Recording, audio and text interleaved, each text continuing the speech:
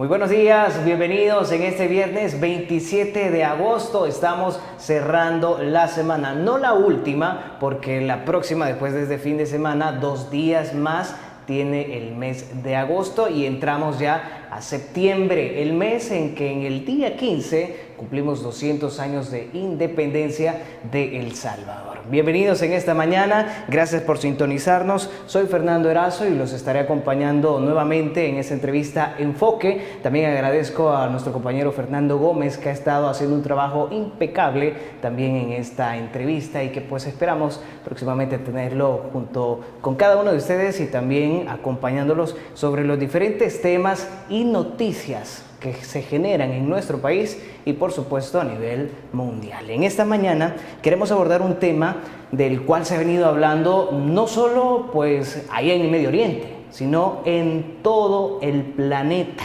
Un tema que es importante abordarlo, que tal vez uno puede decir no tiene repercusiones en nuestro país, no es un impacto directo, pero algo puede que sí, pues llegue hasta nuestro país. Pero para eso lo vamos a conversar con nuestra invitada. Ella es consultora en políticas públicas y derechos humanos, la licenciada Naida Acevedo Medrano.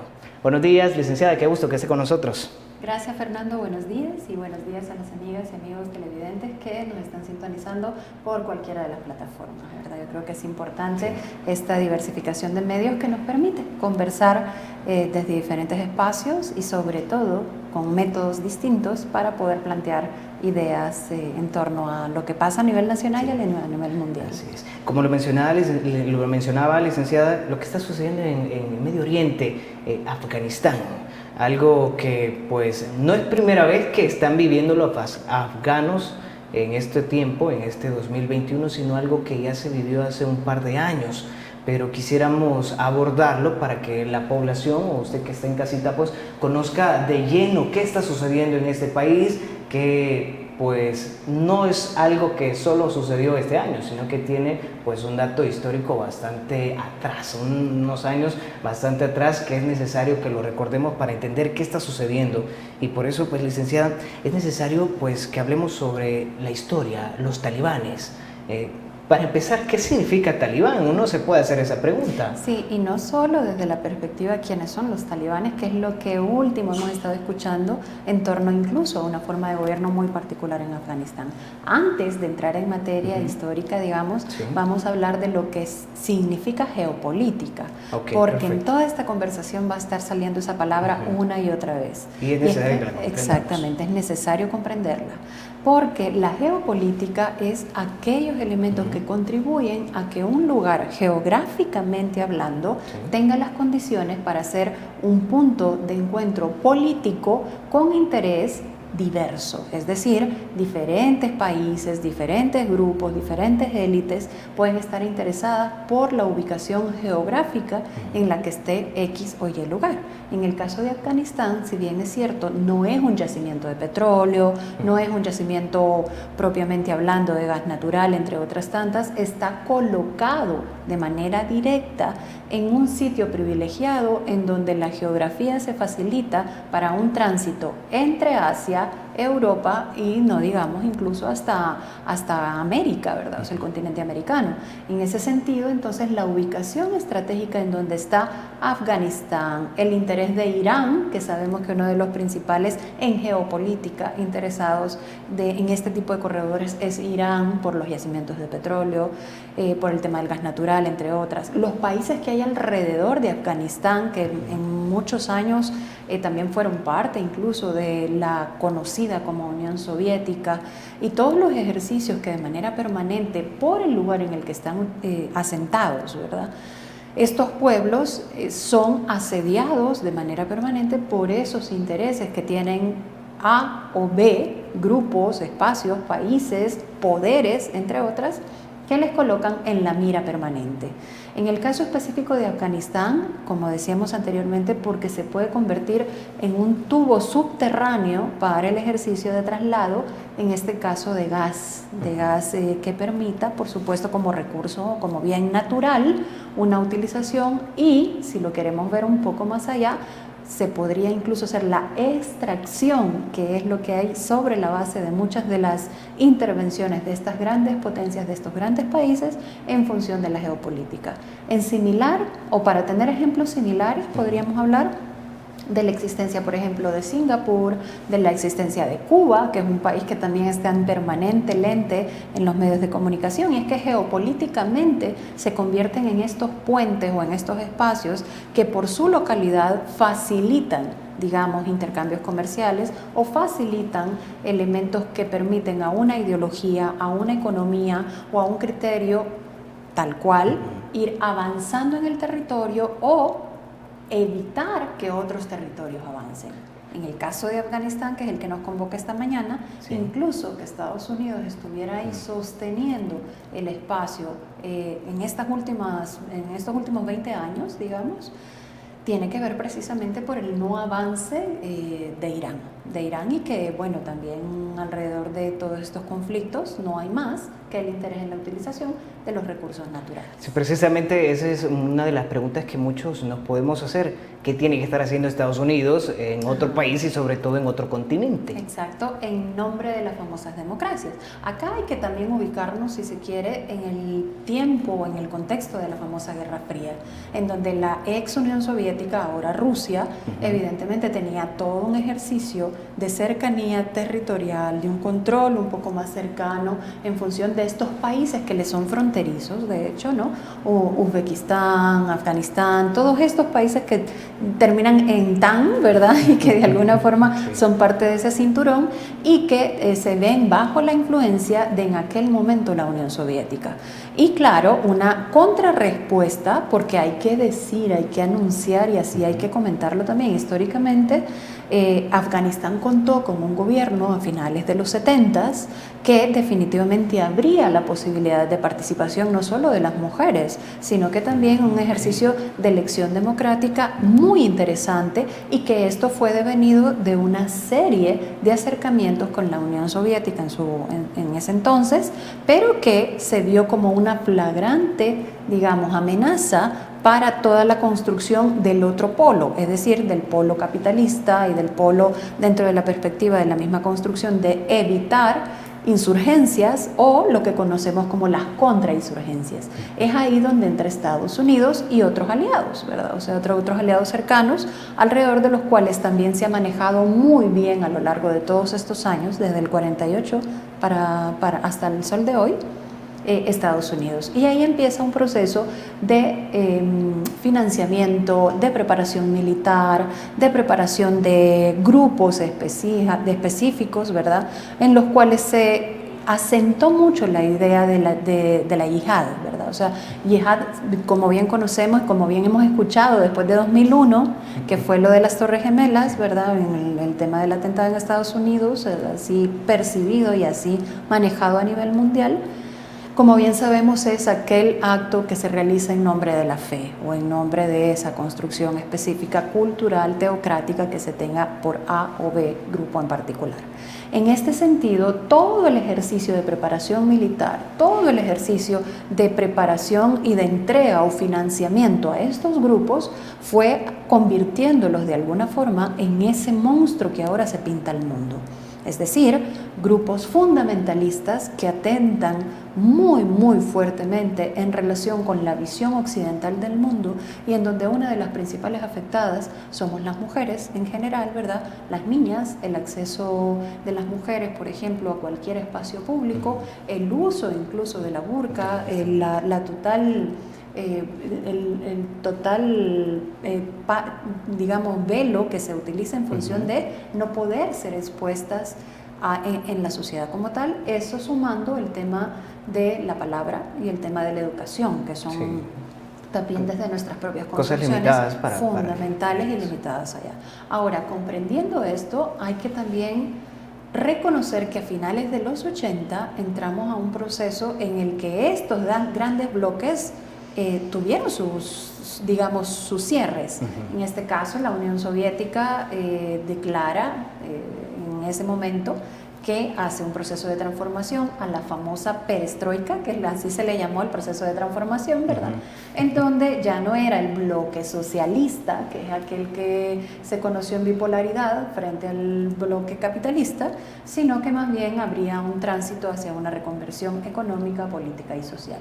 Es ahí donde la Unión Soviética decide retirarse de Afganistán, o sea, ya no tenía esa fuerza tan importante, y estos grupos insurgentes financiados por Estados Unidos, entre otros aliados, ¿verdad? O sea, o a través de otros aliados, encuentra tierra fértil para entonces empezar a crecer. Es ahí donde en los 90s vemos esta figura satanizada de los talibanes en su recalcitrante, digamos, papel teocrático frente a determinados países. En el caso que nos convoca ahora, esta mañana, obviamente en Afganistán, pero que definitivamente se trabaja desde un discurso de los totales vencedores, ¿verdad? Totales vencedores en el entendido de la salida de dos potencias fuertes que finalmente no hacen más que gestar a este monstruo, llamémosle así, en la narrativa, en el contexto internacional y desde una mirada también muy occidental, y que definitivamente nos coloca al punto del 2001 tener a estos mismos que fueron financiados y que fueron formados por estructuras militares, paramilitares de Estados Unidos y sus alianzas cercanas, para que fueran ellos los que de alguna forma tomaran acciones en contra de este gran vencedor en la historia de las injerencias que es Estados Unidos. Ahí llegamos al 2001, Así ¿verdad? es. Licenciado, solo que vamos a hacer una pausa para seguir hablando sobre este tema, pues está muy interesante y creo que nos vamos a llevar quizás todo el programa. Así que muy pendiente usted que está en casita, porque es necesario que nosotros nos hagamos ese criterio y tengamos ese enfoque de qué es lo que está sucediendo allá en Afganistán. Tenemos un dato histórico, ya lo mencionó la licenciada, del 96 al 2001 los talibanes ya estuvieron en el poder. ¿Y por qué tanto temor ahora en el 2021? Eso lo abordamos después de la pausa.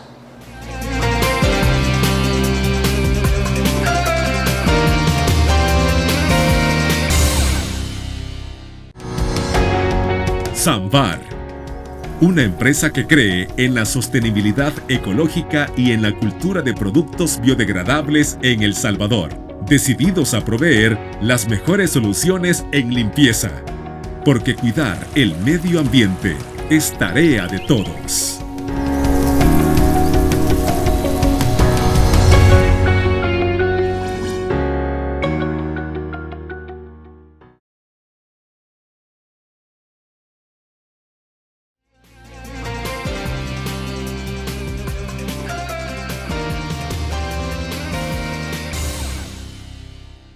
Gracias por seguir con nosotros. Si está desayunando a esta hora de la mañana, pues buen provecho. Estamos conversando con la licenciada Naida Acevedo Medrano sobre la situación que se está viviendo en Afganistán. Primeramente, pues hablábamos un poquito sobre la geopolítica, que es un tema que está inmerso completamente y directa en esta situación que se está viviendo allá en Medio Oriente. Licenciada, mencionábamos sobre los talibanes que ya estuvieron en el poder del 96 al 2001. Ahora, hay que comprender también cómo entran los talibanes, que es lo que manejábamos en el segmento anterior. Sí. Es decir, estos grupos insurgentes, en la medida en que tenían apoyo financiero y apoyo, si se quiere, técnico, preparación militar, entre otras, de injerencias directas entre dos polos existentes en el mundo, eran más fortalecidos. Cuando queda este vacío de poder en Afganistán, porque en este gran pleito entre una posible república democrática de Afganistán, que es lo que se intentó trabajar, además que fue una revolución, hay que decirlo así, una revolución de naturaleza socialista, que incluso plantea sobre la mesa reformas agrarias profundas en un país en el que no es un país tampoco, digamos, el más apto como para tener agricultura, como para tener también estos polos de población que se pueden generar en desarrollo en relación con lo que ofrece su propia riqueza natural. Por eso es que, si bien es cierto, esta reforma agraria generaba un espacio de repartición más o menos equitativa alrededor de la misma geografía de Afganistán, otros tantos pensaban que esa reforma sí era una afectación expresa y directa a otros intereses, como lo que decíamos anteriormente, la utilización del espacio territorial, del suelo, del subsuelo en este caso, para crear tuberías y extraer bienes naturales, ¿no? Sí. En este sentido, entonces, los talibanes, con este espacio, con este vacío de poder, con un sentimiento exacerbado del nacionalismo y de la teocracia, con este sentimiento con el cual fueron además alimentados tantos años en relación con ser la opción nacional, con esa construcción desde lo más puro de la esencia cultural. Entonces, cuando los vemos entre los años 90 y 2000, digamos, en su expresión más abierta y más amplia, no hacen más que expresar toda la rabia y toda la esencia de la creación que puede generarse a través del discurso de los oprimidos o a través del discurso de los vencidos, en este caso. El discurso de los vencidos tiene que ver precisamente con cómo los vencidos o las personas vencidas o los grupos vencidos tienen también su versión de la historia, y su versión de la historia, en este caso en Afganistán, tiene que ver con un hartazgo y un cansancio de los mecanismos de injerencia que diferentes naciones mucho más poderosas y mucho más, digamos, asentadas en su identidad, habían tenido a lo largo de su propia historia. En ese entendido, la respuesta fue profundamente visceral, y es así donde el discurso de los vencidos empieza a utilizar mucho de la narrativa de los vencedores, y no solo la narrativa de los vencedores, sino que también se posiciona desde un ejercicio de poder de un nuevo vencedor que, lejos de modificar la lógica o dinámica de poder, lo que hace es replicarla o recrudecerla, ¿verdad? Cualquiera de sus dos polos. Ahí es donde es importante reconocer entonces todo lo que ha sucedido en Afganistán, porque el terror que a nivel internacional tenemos, de alguna forma insertado de lo que implica un gobierno de esta naturaleza, ¿verdad? De corte talibán.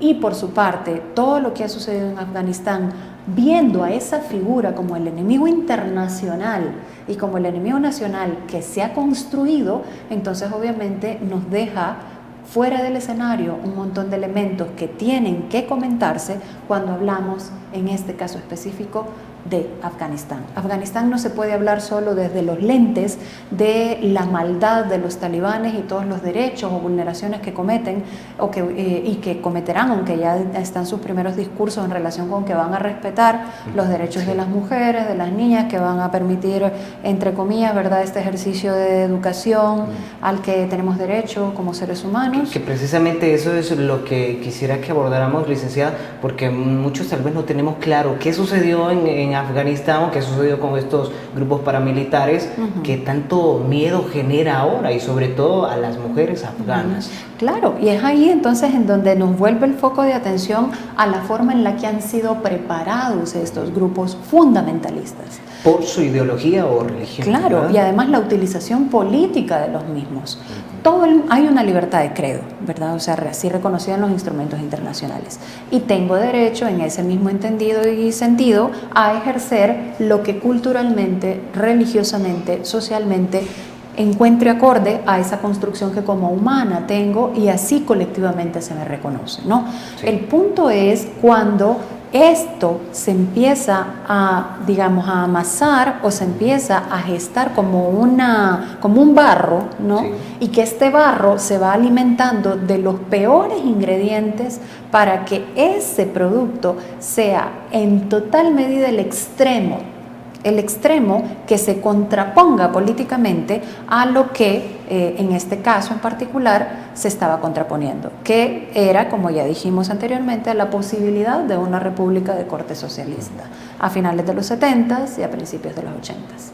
La gran irresponsabilidad, porque así hay que manejarlo a nivel mundial, la irresponsabilidad de dos grandes imperios, de dos grandes ideologías fuertes, de dos grandes formas de ver el mundo que al final dejan a la deriva a más o menos la creación de ellos, Sí. entonces definitivamente nos está dando el panorama de lo que estamos mirando.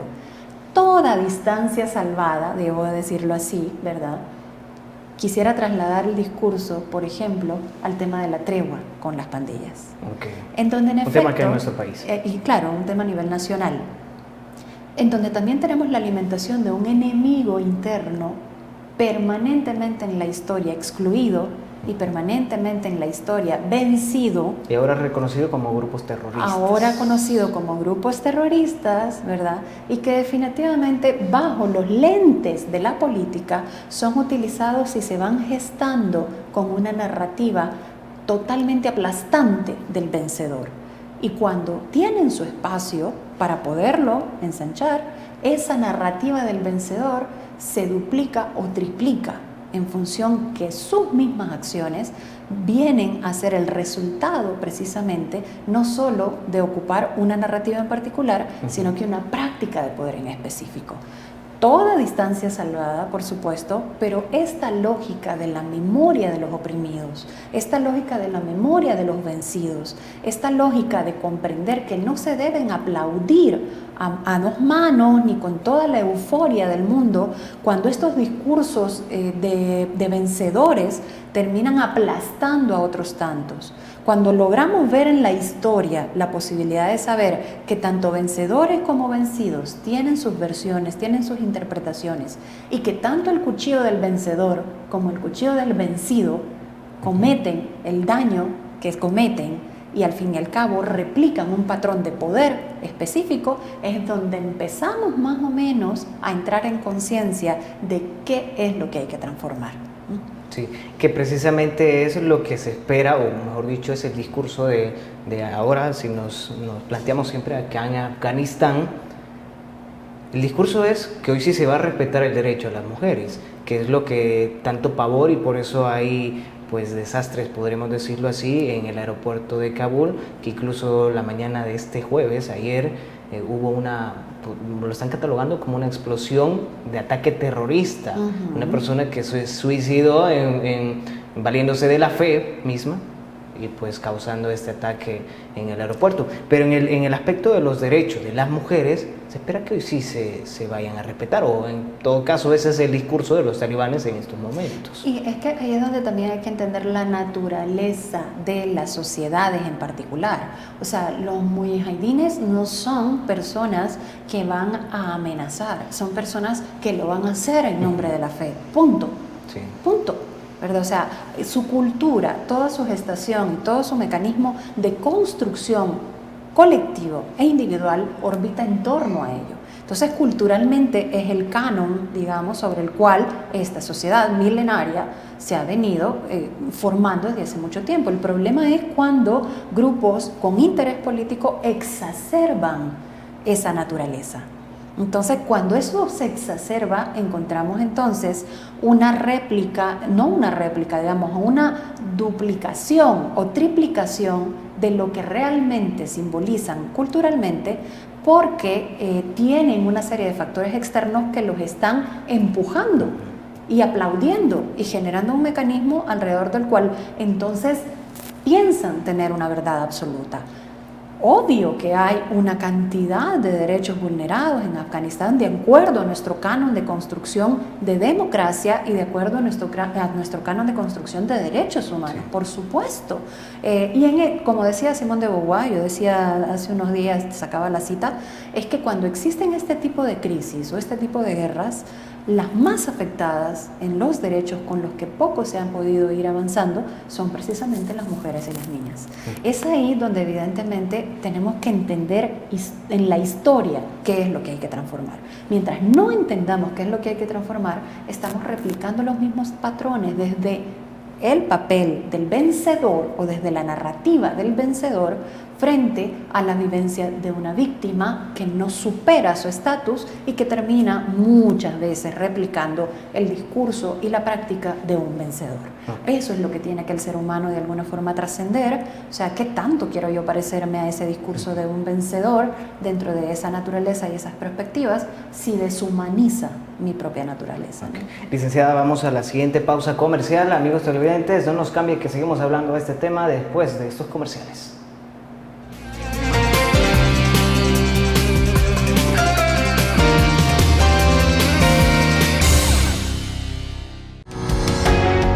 Sambar, una empresa que cree en la sostenibilidad ecológica y en la cultura de productos biodegradables en El Salvador, decididos a proveer las mejores soluciones en limpieza, porque cuidar el medio ambiente es tarea de todos.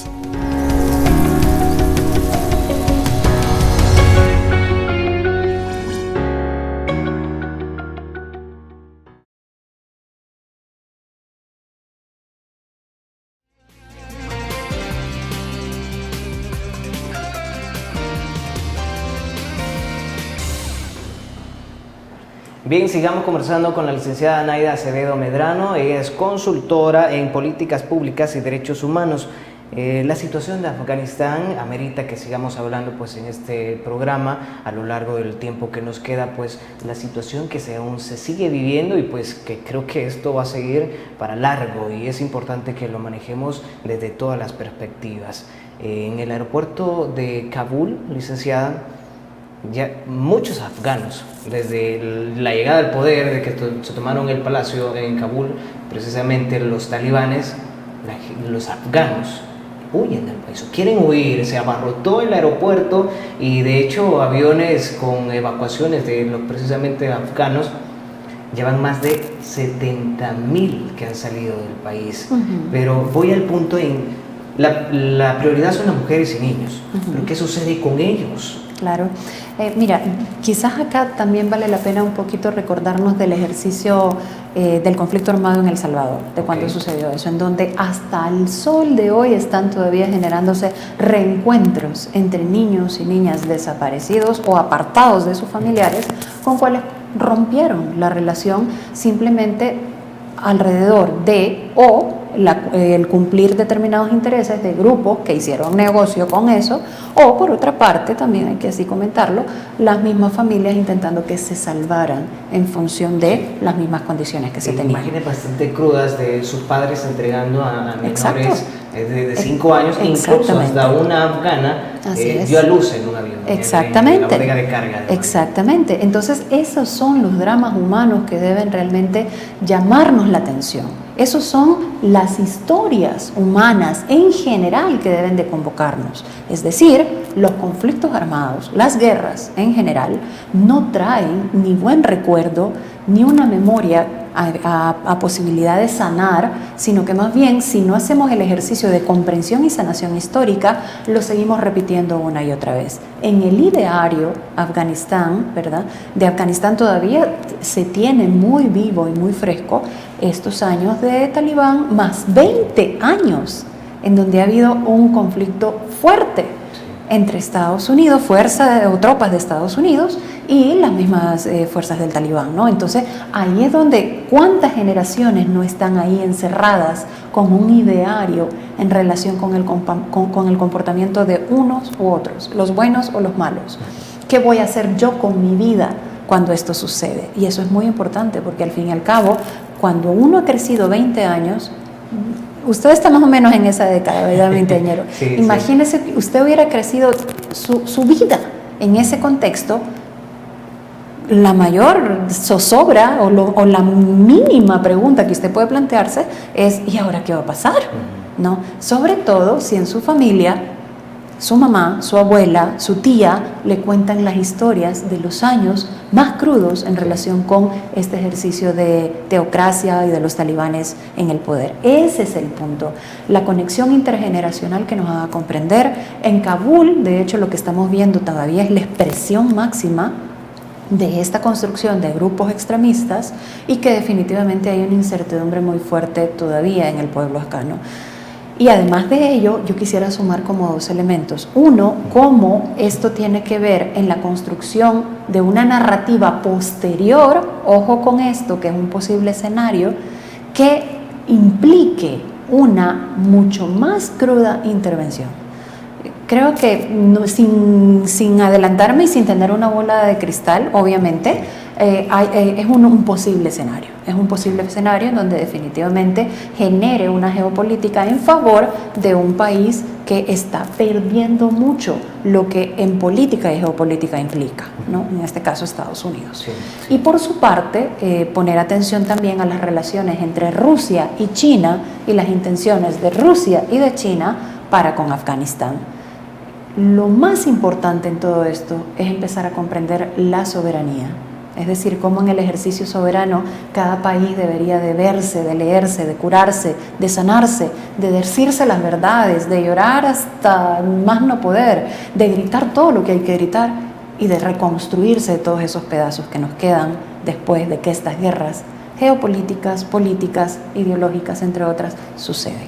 Algo que causó bastante alarma, o ha causado, mejor dicho, bastante alarma, es que el plazo de evacuaciones no se va a postergar, no se va a alargar. Tanto los talibanes ya hicieron como su anuncio o alerta de que si se prorroga, pues puede caer una consecuencia más allá del 31 de este mes de agosto, y Estados Unidos igual. El G7, los miembros de los países miembros del G7 solicitaron eso, Estados Unidos tampoco aceptó una prórroga para las evacuaciones. Claro, es que precisamente ahí es donde nos encontramos en esos polos y esos discursos de la historia, en donde cómo se coloca el vencedor frente al vencido y cómo políticamente implica esto generar un mecanismo de posicionamiento en el que no voy a ceder y simplemente te voy a humillar hasta la mínima expresión. Entonces, obviamente podemos asistir, ahí sí, en el tema de la fecha, en eventos que todavía nos hagan lamentarnos más como humanidad, pero ahí es donde también hay que estar muy atentos y muy atentas a la respuesta que se pueda generar a nivel internacional y de Estados Unidos. Y ahí nuevamente es que le han preguntado, por ejemplo, a una mujer, a una afgana, ¿qué es lo que está sintiendo actualmente? A un afgano dentro de su pueblo, ¿qué es lo que quisiera él para su país? Entonces es muy, digamos, es como muy tentador sobre la barda emitir este tipo de criterios. O sea, evidentemente es muy tentador ver el escenario geopolítico y realmente no opinar alrededor de ello, pero ha sucedido en nuestros países. Se le pregunta a la gente en un ejercicio de soberanía quiénes somos, de dónde venimos, hacia dónde queremos construirnos, o no somos más que el devenir histórico de aquellos que tienen la posibilidad de contar la historia y de sobreponer sus intereses sobre los de cualquier otro. Okay. Y en relación a los derechos de estas personas que han decidido abandonar su país con ese temor de que otra vez este gobierno talibán vuelva a reprimir más que todo a las mujeres y las niñas, que son el principal foco de represión, ¿qué va a suceder con estos afganos que se han ido a otros países? Por ejemplo, en España se dice que de 10 afganos que llegan, 7 están pidiendo asilo. Claro, y es que ese es el fenómeno que igual no es nuevo. Sin embargo, al estar en el foco Afganistán, tenemos noticias como, por ejemplo, España está abriendo ahora fronteras, las está abriendo también México, aquí al lado, un poquito más al norte. México ha dicho abiertamente que va a recibir a población afgana, como otros tantos países. El punto es que en países en donde las crisis sociales y económicas también nos impactan de la forma en la que nos impactan, tanto como para no poder atender a nivel nacional los mismos problemas estructurales, ¿qué hacemos cuando la narrativa, cuando la construcción global también pone en el foco a personas diferentes a mí? Cuando fue lo del 2001, si bien nos recordamos, una de las grandes consecuencias que se vieron fueron los procesos de racismo y de exclusión que vivieron las personas que profesan el Islam. Y no necesariamente todos los que profesan el Islam son yihadistas, o no necesariamente todos los que profesan el Islam están en estos grupos en particular, ¿no? Entonces ahí es donde la generalidad convoca a estos enemigos en mayor o menor grado, internos o externos, y que definitivamente nos convierte en esta segregación. ¿Qué va a pasar cuando estos afganos lleguen a España? Es muy probable que una parte de su población les abra los brazos, y es muy probable también que otro porcentaje de su población les discrimine y los maltrate tanto como la narrativa les ha construido, ¿no? Y esto lo hemos visto en el mundo entero. O sea, el tema, por ejemplo, de los grandes desplazamientos en el Mediterráneo hacia países europeos es una constante, y es una constante que no es más que la respuesta o la consecuencia a todo un ejercicio de robo de bienes naturales que desde nuestros países, porque América Latina también incluye muchos bienes naturales, y que en el orden mundial de la división del trabajo nos colocó en ese papel. Países empobrecidos cada vez más a la orden de élites empresariales locales o transnacionales que siguen utilizándonos con esta lógica de sobreponerse ideológicamente, económicamente, social y políticamente. Bien. Licenciada, vamos a la última pausa de este programa. Al volver ya el último bloque se nos va achicando bastante rápido el tiempo, así que no nos cambie, que al regresar por los últimos minutos de ese programa.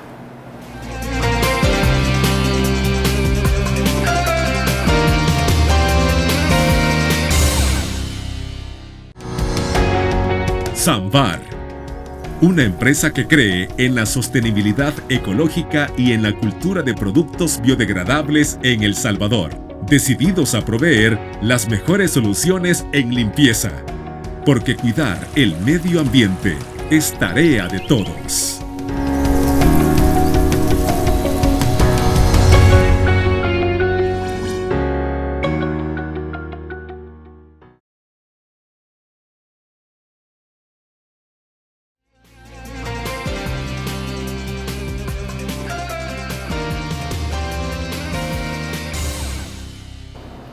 Bien, vamos a aprovechar estos últimos minutos con la licenciada Naida Acevedo Medrano, consultora de políticas públicas y derechos humanos. Licenciada, para ir concluyendo en este tema de Afganistán, que se nos fue todo el programa, algunos temas quedaron pendientes, pero esperamos poderla tener nuevamente para abordar esos temas de la situación que se está viviendo en nuestro país. Pero para concluir en este tema de la situación que se vive en Afganistán, no sé si tendría un impacto directo, hablando de no Norteamérica, sino de América Central y pues América del Sur, o precisamente América Central. Y si lo podríamos asimilar de alguna forma con la situación que vive nuestro país con relaciones bilaterales con Estados Unidos. O con China. O con China, o otra potencia del mundo.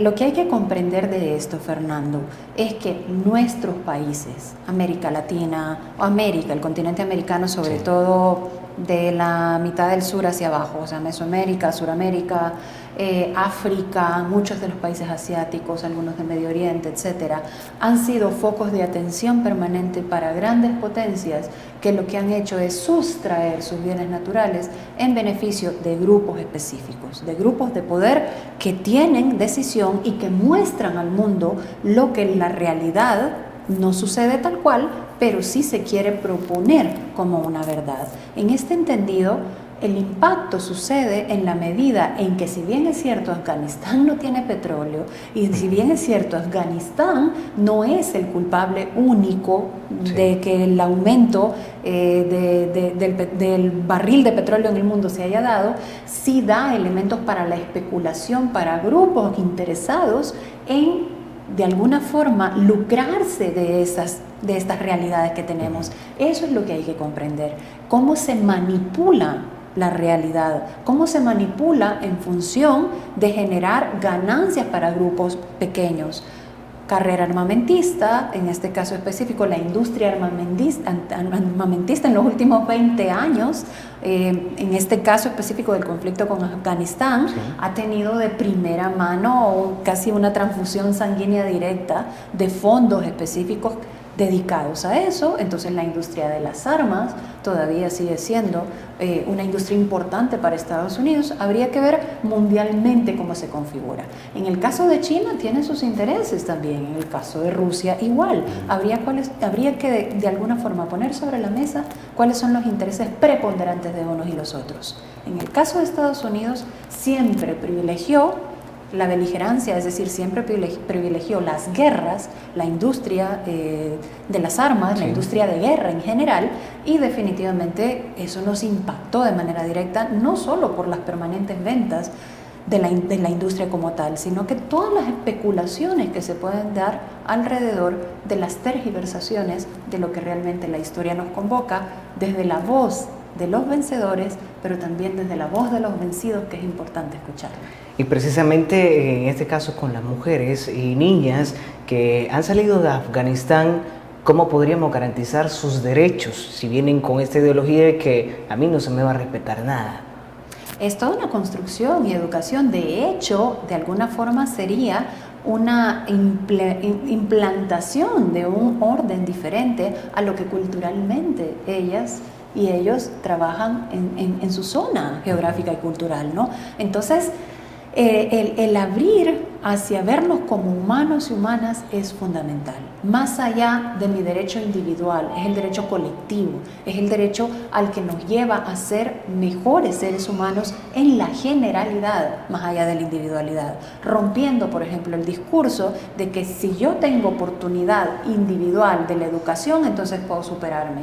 No, detrás de ese tipo de construcciones y mitos también hay mucha tela que cortar.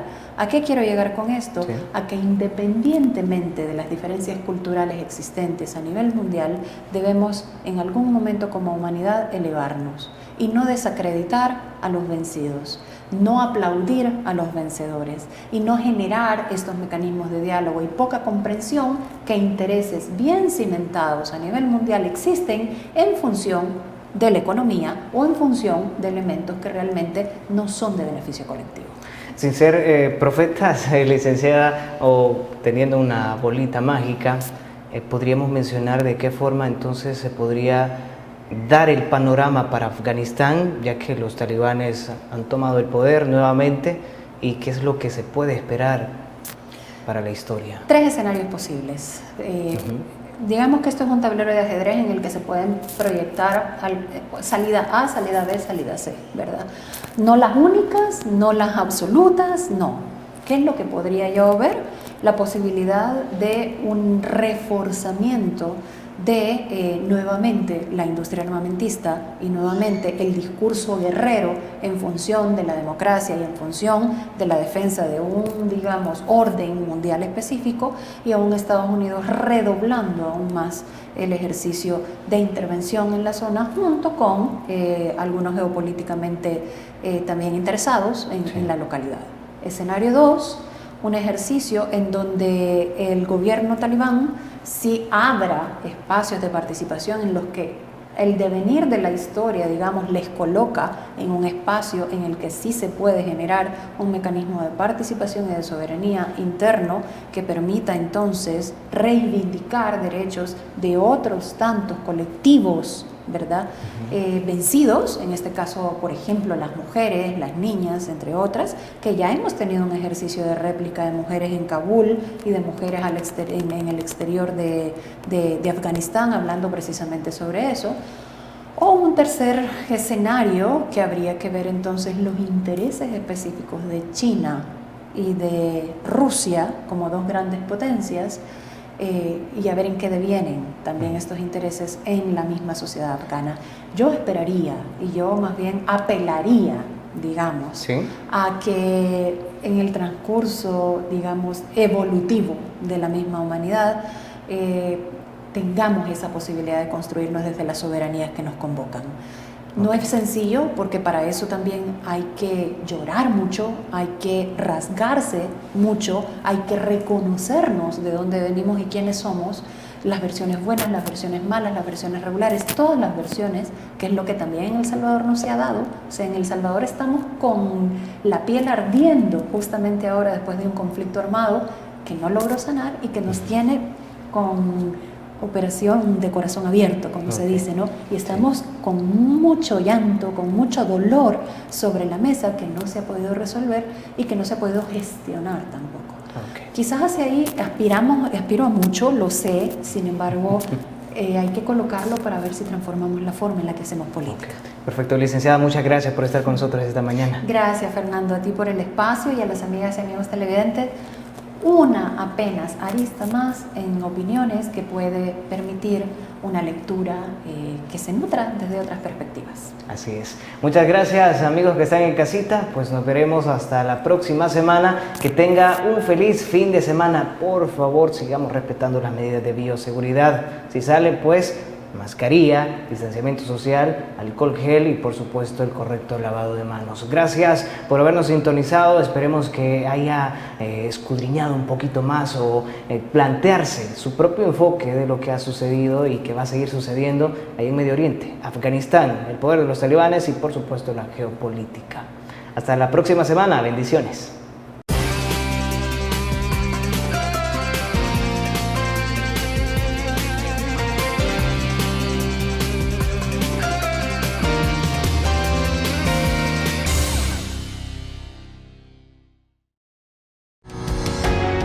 Samvar, una empresa que cree en la sostenibilidad ecológica y en la cultura de productos biodegradables en El Salvador, decididos a proveer las mejores soluciones en limpieza, porque cuidar el medio ambiente es tarea de todos.